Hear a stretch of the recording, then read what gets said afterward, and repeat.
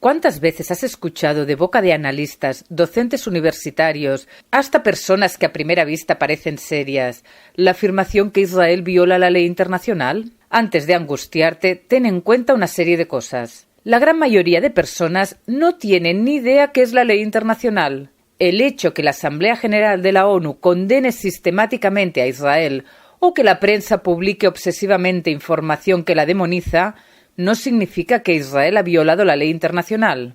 Por lo tanto, si quieres cortar por lo sano tal acusación, exige que te detallen exactamente a qué ley específica se refieren al afirmar tal cosa. Te sorprenderás al constatar hasta qué punto las personas pueden afirmar con contundencia sobre temas que desconocen.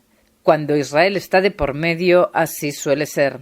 Comencemos explicando que no hay tal cosa ley internacional, como si fuese que todos los países fuésemos individuos los cuales tenemos que cumplir leyes, y en donde hay un policía y un juez que se encargan de verificar que todos cumplamos las normas.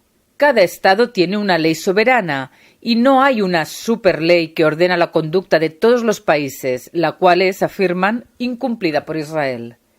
La ONU no es un juez supranacional, sino que es un foro que reúne a estados con el objetivo declarado de mantener la paz. ¿Cómo se ordenan entonces las conductas de los países? Ante todo a través de acuerdos y tratados internacionales, notas diplomáticas, enmiendas y protocolos. El artículo 38 del Estatuto de la Corte Internacional de Justicia dice que ante todo se juzga de acuerdo a las convenciones internacionales, sean generales o particulares, que establecen reglas expresamente reconocidas por los estados litigantes. Además, se debe analizar y estudiar la costumbre internacional como prueba de una práctica general aceptada como derecho. Tercero, se debe revisar los principios generales del derecho reconocidos por las naciones civilizadas. Como una fuente secundaria se pueden tomar en cuenta decisiones judiciales y doctrinas de jueces y los textos de grandes especialistas en la materia. Hemos dicho que la primera fuente de las normas internacionales son los tratados internacionales. ¿Qué es eso? Es como si fuese el paralelo a las leyes en un país. Es un documento escrito, firmado y entre estados. Así lo establece la Convención de Viena sobre el Derecho de los Tratados de 1969. A diferencia de una ley en un país que debe ser cumplida por todos los ciudadanos, estén o no estén estos de acuerdo, un tratado internacional debe ser cumplido por aquel país que firma y adhiere al compromiso. Cuando el contenido de un tratado internacional se aprueba también como parte de la ley nacional, entonces el Estado se compromete a cumplir internamente exactamente lo mismo a lo que se comprometió externamente. En el caso israelí, un tratado internacional se absorbe o se ratifica como ley local por medio del Parlamento, la Knesset. Tomemos el caso del Tratado de No Proliferación Nuclear de 1968. Israel no lo ha firmado y no forma parte del mismo. En el caso de Israel, el gobierno no afirma ni niega la posesión de armamento nuclear, pero de acceder a la firma y ratificación del tratado, este debería permitir la entrada de observadores y reguladores de Naciones Unidas. Israel tiene muy buenas razones para desconfiar de la ONU. Muchos países intentan obligar a Israel a firmar el Tratado de No Proliferación.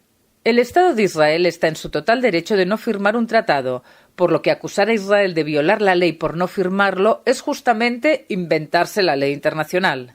Las leyes son para todos o para ninguno. No se puede discriminar solamente a Israel. Entre paréntesis, una de las razones por las cuales Israel desconfía y se aleja de este tratado es porque países como Irán, Irak y Siria firmaron el convenio pero desarrollan o han desarrollado poder nuclear con fines militares, sin que la comunidad internacional actuase de acuerdo al peligro que ellos representan.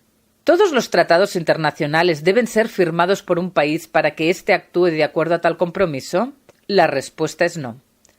La segunda fuente del derecho internacional, paralela a los tratados, es la costumbre internacional como prueba de una práctica generalmente aceptada como derecho. O sea, cuando muchos países hacen cotidianamente algo, hay práctica, y cuando hay un convencimiento espiritual o psicológico sobre algo, opinio juris, se acepta como costumbre, y eso posee fuerza legal. Se llama derecho internacional consuetudinario, y es el procedimiento espontáneo de la elaboración de derecho internacional resultante del comportamiento de los Estados. Volvamos al tema central. En general, los acusadores más involucrados en la materia incriminarán a Israel de violar la ley internacional por la situación imperante en los territorios en disputa de Judea y Samaria, un punto que merece ser tratado aparte, o por supuestas violaciones en las leyes de guerra. Este segundo lo abordaremos en un futuro encuentro. Por el momento, ten en cuenta que lo que habitualmente se califica como ley internacional son más que nada intereses políticos de países en la arena internacional que una ley o costumbre propiamente dicha. A pesar de lo aquí señalado, la respuesta cotidiana a la acusación es contrapreguntar. ¿Quién dice que Israel viola la ley internacional? Suele traducirse en un escueto «lo dice la ONU». ¿Qué departamento o foro de la ONU exactamente lo dice? Pregúntale. Y si es que cuenta con una respuesta, consulta con los próximos capítulos de esta clase, ya que no todas las instancias de la ONU representan normas legales entre los Estados. Es más, la minoría lo son.